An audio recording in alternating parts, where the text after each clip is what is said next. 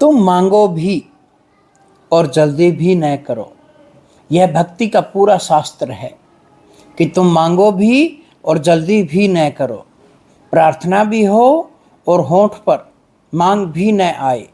बायजीत जब प्रार्थना करता था तो कभी उसके होंठ न हिलते थे। शिष्यों से ने पूछा, हम प्रार्थना करते हैं, कुछ करते हैं तो होंठ हिलते हैं, आपके होंठ नहीं हिलते? आप पत्थर की मूर्ति की तरह खड़े हो जाते हैं। आप कहते क्या हैं भीतर? क्योंकि भीतर भी आप कुछ कहेंगे तो होंठ पर थोड़ा कंपन आ जाता है, चेहरे पर बोलने का भाव आ जाता है, लेकिन वह भाव भी नहीं आता। बायजीत ने कहा, मैं एक बार एक राजधानी से गुजरता था और एक राजमहल के सामने सम्राट के द्वार पर मैंने एक सम्राट को भी खड़े देखा और एक भिखारी को भी खड़े देखा। वह भिखारी बस खड़ा था, फटे चिथड़े थे शरीर पर, जीर्ण जर्जर देह थी, जैसे बहुत दिन से भोजन न मिला हो। शरीर सूख कर कांटा हो गया, बस आंखें ही दियों की तरह जगमगा रही थी। बाकी जीवन जैसे सब तरह से विलीन हो गया हो। वह कैसे खड़ा था, वह भी आश्चर्य था। लगता था अब गिरा, अब गिरा। सम्राट उससे बोला कि बोलो, क्या चाहते हो?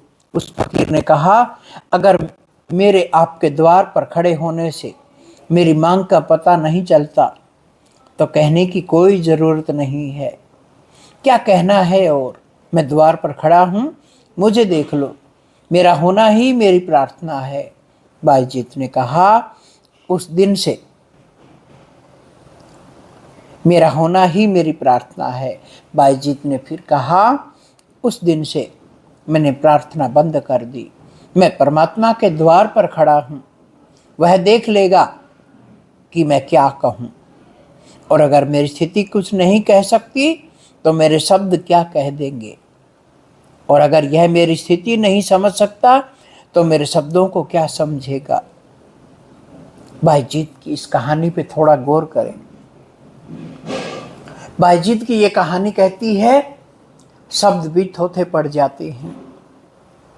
जैसे राजा को भिखारी को देख के भी समझ में नहीं आ रहा कि भिखारी को क्या चाहिए, उसी तरह यदि हम प्रार्थना में भिखमंगे बनेंगे तो बात नहीं बनेगी। परमात्मा को सब पता है, बस उसके सामने तो हम आमूल चूल नंगे खड़े हो जाएं, आमूल चूल खड़े हो जाएं। वो जाने, उसका काम जाने, तब प्रार्थना बरसती है, प्रार्थना पूरी हो जाती है। मांगने से पहले ही प्रार्थना पूरी हो जाती है। हमें मांगना पड़े तो फिर परमात्मा भी दो कौड़ी का होगा। हमें तो बस उसके सामने खड़ा होना है और सब कुछ पा लिया जाता है। बायजीत ने गलत नहीं कहा। प्रार्थना में यदि होठ हिलते हैं तो फिर वो प्रार्थना ही क्या, अपने आप को ढीला छोड़ के बस उसके सुपुर्द कर देना है। परमात्मा शून्य में बसता है। परमात्मा जानता है हमें क्या चाहिए, बस अपने आप को हम शून्य कर ले और शून्य में सब समा जाता है। उसकी समा जल उठती है। उसके शून्य को पहचान लें, उसके शून्य में डूब जाएं, तब बात बन जाती है। वरना तो ऐसे ही हम भटकते रहते हैं संसार में।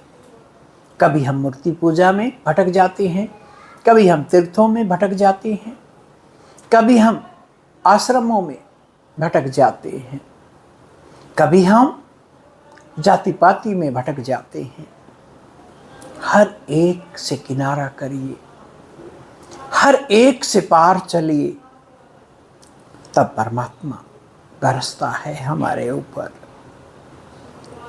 ये नहीं कि बस हमने दिमाग ने कहा और कर लिया। हमारे ऊपर सब थोप दिए जाते हैं, रीति रिवाज थोप दिए जाते हैं।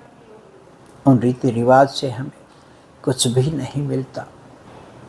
हमारे ऊपर कोई शून्य थोपे तो बात बने। ध्यान समाधि में